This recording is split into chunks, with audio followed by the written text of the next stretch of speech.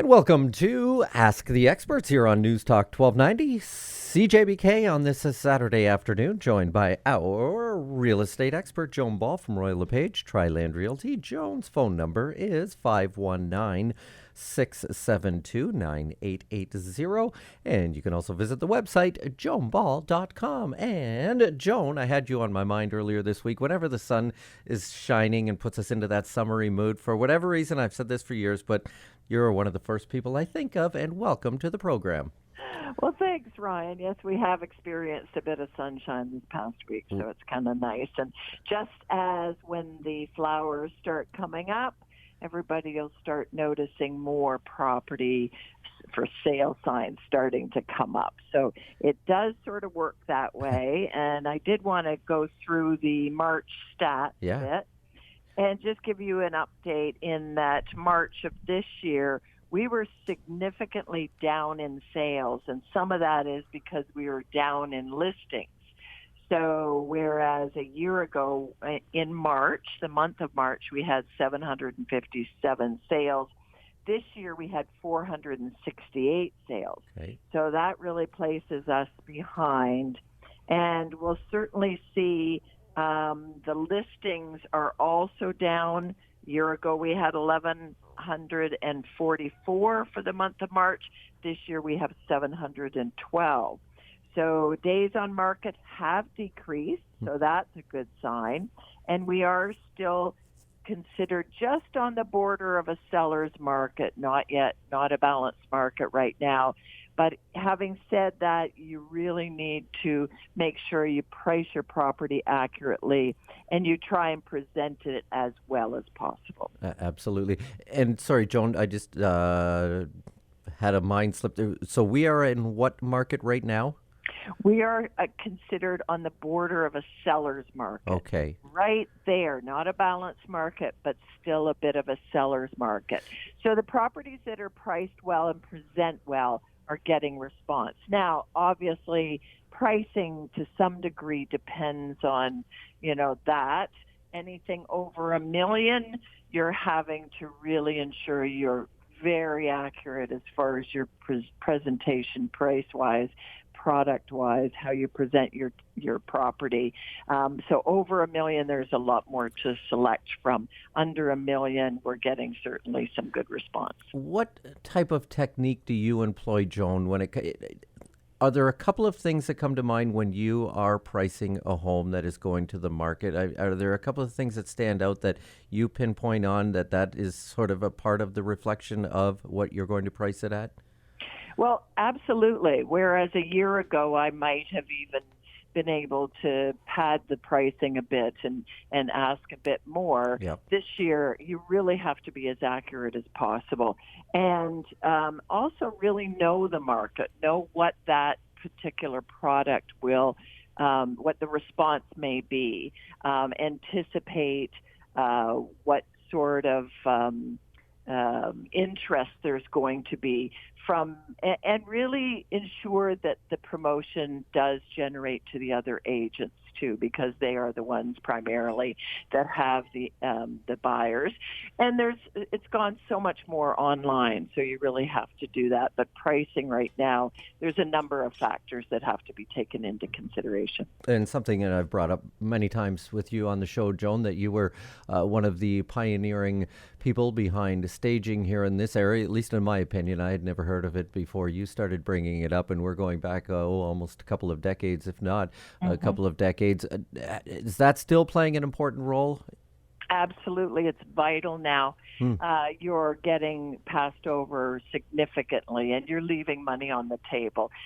For the little bit of extra energy and effort, it does make quite a difference when you actually get exposed to the potential buyers. And what cost to the homeowner that is selling, Joan?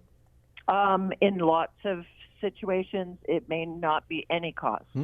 It may simply be repositioning furniture, purging, packing away, just knowing how to dress the bedrooms and the bathrooms. It really, I think I would say the average cost to my clients is maybe $150. And they're seeing a return. Huge return. Right. Absolutely. Means thousands. And not just that. You really do want to get that immediate response. And I've been very fortunate that that's how it's worked for my clients. Joan Ball here on Ask the Experts on Newstalk 1290, CJBK. Joan, of course, from Royal LePage. Tri-Land Realty, you can reach her at 519-672-9880, joanball.com, the website address. Also going way, way back, Joan. Well, how many years now since you've been on the show? Oh, gosh. I'd say 20... Oh, I'm losing track. Yeah. I think it was 96, okay. 97. Continuously. Like that. Oh, my goodness. What a stretch. That is so awesome. And I'm so happy that you're still with us. And, of course, that was with the original host, Jim Chapman, back in the day. And one of the things as well that way back then, Joan, I couldn't totally get my mind wrapped around. Again, you were on it right away of this situation where remove your personality from the home, and I think you used the word way back when, tchotchkes, and I'm like, well, why? Why take away your own personality? But now, and I get it now, and I've sort of grown up in that department, I guess, a little bit more. But every now and again on MLS, I will see a home that obviously the person selling seems like has not been advised to some of the advice that you give out, where you're like, oh my God, the place looks cluttered and it has that person's personality. It is hard to put yourself in that home when you see the other person without seeing them. Well, and the whole idea is to allow the buyer, the potential buyer, to go through your property and really see themselves there. If you have too much of a statement of yourself in that house, they can't see themselves there. So you have to realize that some of this is psychological, in that buyers will buy on a sense of feeling. And if it's just, and I use the example of years ago, I had a client who had well over 1,000 teddy bears.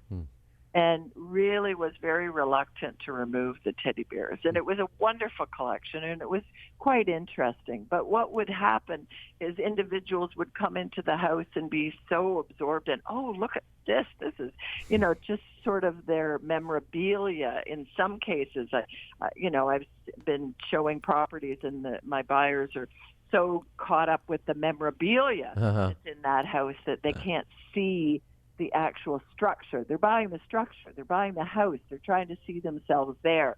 So yes, removing your footprint, as it were, and making it as neutral as possible is ideal. Very well said. And what about, Joan, taking it another part of the property, call it, say the garage or a shop, if that is part of a property that is being put up for sale. How much effort do you put into trying to clear some of that stuff out? Well, I mean, it is somewhat important. However, a garage is a garage. Okay. If it's neat and tidy, people can envision their stuff being in there. You still have to live your life. Sometimes a shop, however, if it's a woodworking shop or, an outbuilding that has a specific purpose, and cleaning it up and having it neat and tidy, it will enhance that opportunity for a buyer to see what they might do with that space. Right. It might become an art studio, or it might be something else for someone else who might be so inclined to have a structure, a separated structure to follow up with their hobby. So I think it's important.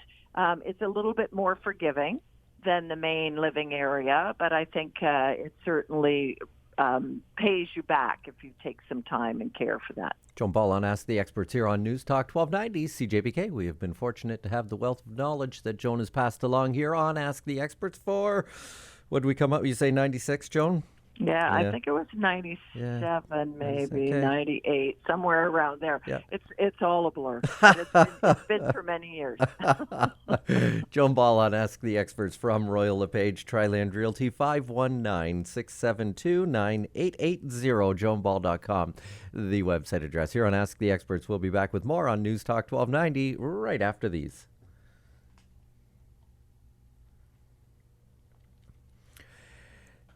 And welcome back to Ask the Experts with our real estate expert, Joan Ball from Royal LePage at Triland Realty. And again, Joan's phone number, 519-672-9880. Are we, Joan, in your opinion, in a healthier place then in terms of the market these days than we were, say, a year ago? Healthier? A year ago, we were still very busy, Okay. and we certainly were still seeing multiple offers. We were just coming off that February high and just slowly starting to decrease. Where we are right now is the Bank of Canada decided to hold their rate, which is great, hold it at 4.5%. That means that I'm seeing buyers now say, okay, this is the new norm. We're not going to go back to those frenzied times anytime soon. If I want to get into the market or shift over in the market, I need to do it now. We're starting to see more product come onto the market, so more buyers are now being satisfied with what the choices are out there.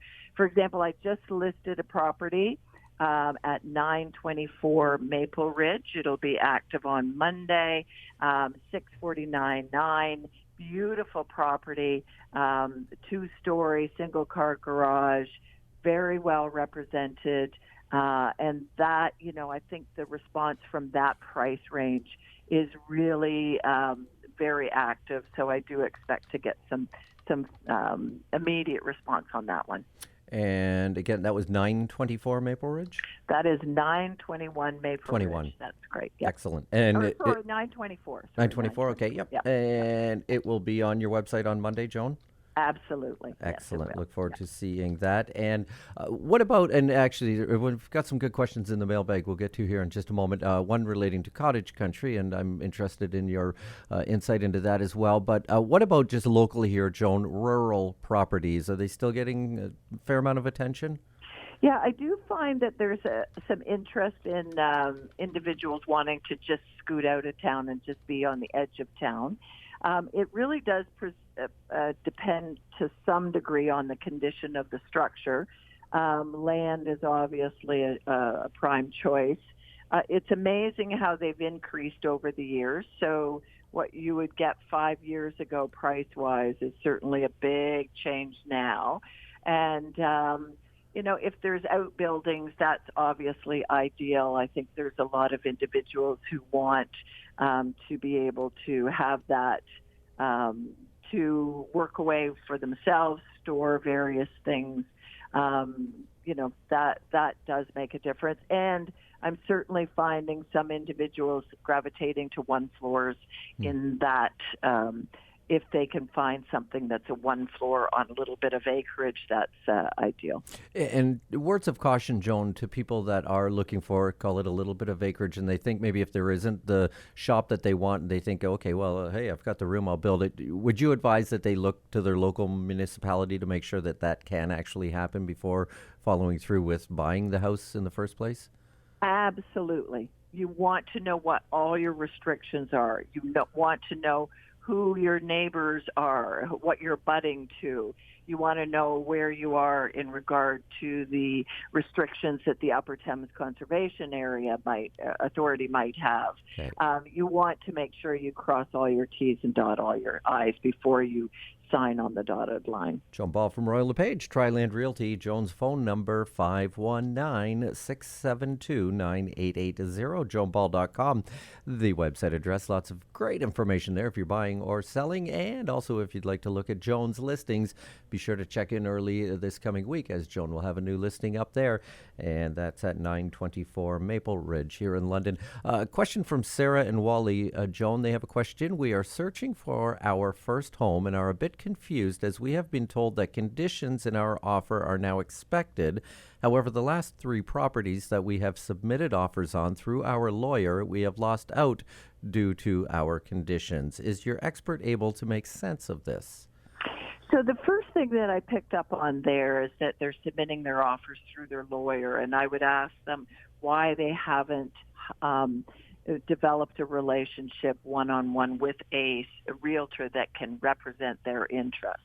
Because the lawyer is only going to give you the legal parameters around what an offer entails, what are your responsibilities, your obligations, and what are the obligations and responsibilities of the seller. So first of all, finding a professional realtor that would be able to represent your interests and give you some insight into some of the stats, knowing what's going on, what's the average overage or underage, under list price that a property, in those areas might go for. Also, keep up to date on what's going on in the market. That would be key. And also know if you are competing with offers on a specific property, there are probably one or two, if there's more than that, that may not have any conditions. So you need to have clear conversation with your financial institution, whoever's lending you for the mortgage, as far as whether you're in a position to be able to do that, to go in without conditions on. And you have to have a comfort range there. And you have to perhaps even do a offer inspection if that's what you're really wanting to make sure that the property is up to snuff. So I think there's a couple of things they could be doing that might land them on a successful offer. What about home inspections these days, Joan? Something you're recommending? Well, so as I just indicated, Okay. You can do a pre-offer inspection. Okay. As long as the seller is in agreement that you can do it. Quite often they may restrict when you do it, either first thing in the morning or last at night, so you're not disrupting other showings through the day. But you have to have the seller's permission. But certainly if you're wanting to do that and not have to put it in your offer as a condition, then that's something that quite often you might do as a potential buyer, but you need the seller's permission. Would you have any red flags come up, Joan, if the seller did not provide that permission? Sometimes it's interesting. Not always. Okay. Sometimes it may be just that, they just don't want the added inconvenience.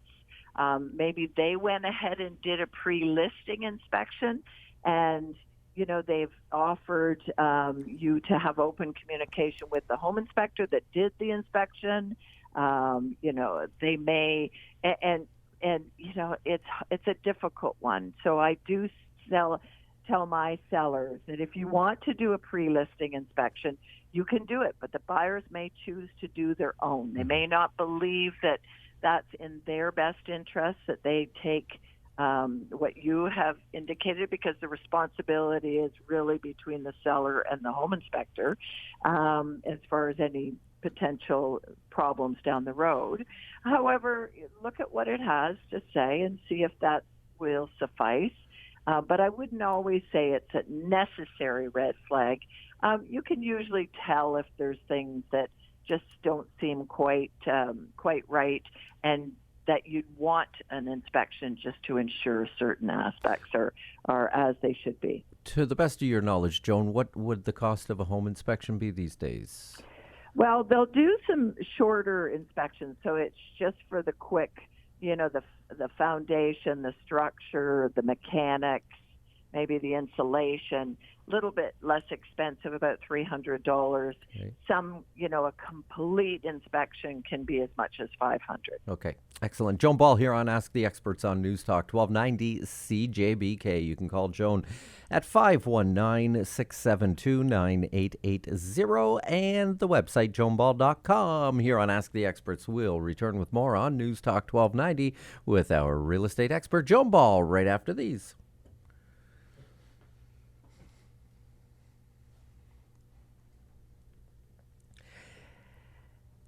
Joan Ball here on Newstalk 1290, CJBK, our real estate expert from Royal LePage, Triland Realty, 519-672-9880 to reach Joan. Joan, what do you say to some of your clients when they first move into a home? They've gone through the processing, and it can be, a pretty stressful event, and maybe they've had to, go through a whole bunch of offers that they made and maybe got turned down on a bunch, and then finally they get that home. Is it time then to just take a breath for a little while? Or what do you say to people when they just move into a new home? Well, it's interesting because immediately after they have submitted the agreement of purchase and sale and it's been accepted and we have their deposit as a buyer, then they do tend to sort of go, oh, that's great. Yeah. And they often want to revisit the property because it may have been a very quick go through. They may have gone through it once or twice, but they may want to do some measurements or something like that. So I'll always have more than one walkthrough for them so they can do that. And maybe they want to take the kids through if the kids haven't seen the house, because they may not have wanted the kids to go through the house in case they didn't get it. The kids would be disappointed. So there's all of that. But then we do send them sort of a what to do and a countdown to closing. So, they're going to need to contact the utilities and go through hire a mover and hire their lawyer and all of that stuff. But once they move in, quite often, they'll think about doing some renovations. And some people really know before they move in exactly what they want to do. And maybe they don't even move in. They have the renovator go in and do the renovations before they move in. So that can happen. And then if they don't and they move in, I tell them to live with it for a while before they decide to do anything major, because quite often they'll get to know the house and the flow of it and what they want to do after a period of time. And I also have had my stager go in and maybe even give them some recommendations as far as where to place furniture, how to hang their pictures or their paintings or whatever, what to place in what rooms. It's interesting how, from a designer's perspective, it can give a house a whole different feel. Excellent. Good advice. Joan Ball here on Ask the Experts. And Joan, just less than 2 minutes left here, but I do want to get this one out of the way. Joe and Jenny are wondering, we have heard that cottages have become less popular and so prices may be coming down. We've always fashioned us retiring to a cottage in the summers while renting in the winters. Is your expert able to shed some light on this issue? It'll be interesting to see what happens with recreational properties, but I do expect that market will soften to some degree as individuals get back to traveling and less disposable income is it's absorbed elsewhere. I think we will see some softening in that product market. Okay, excellent. And the question about renting in the winter, is that a possibility, Joan, depending on the situation? Renting in the winter? While renting. Oh, what did they say here? Retiring cottage in. While rent. Got it. Okay, I was thinking they meant to rent their cottage out, but no. There looks like they will just rent elsewhere in the winter. Got it. Yep. Right. Joan Ball here on Ask, and it should be noted too, Joan. You've got. You obviously do a lot of your business, most of it down here, but you do have a lot of history in the North Country here in Ontario. That if anybody does want to maybe ask you a few questions about cottage country, you're open to that discussion as well. Absolutely. And actually, if anybody ever wants a realtor anywhere, then certainly give me a shout, because obviously, having been in the business for over 30 years, I have a lot of contacts everywhere. I just referred somebody down in the Barbados. So, it's interesting how we all stay connected and we get to know each other over the years. Wonderful. All you have to do is pick up the phone and call Joan Ball at Royal LePage, Triland Realty, 519-672-9880. Visit the website, joanball.com, and look at that website this coming week as well. 924 Maple Ridge will be listed at joanball.com. Joan, as always, great information. You pack a whole bunch in such a short period of time. I appreciate it. I know our listeners do as well. You have a great weekend, and we'll talk to you again in 2 weeks. Okay. Take care, Ryan. Awesome. Bye. Thank you. Joan Ball here on Newstalk 1290 CJBK, 519-672-9880. Thanks to everybody for listening here on Ask the Experts. And indeed, please have yourself a great weekend.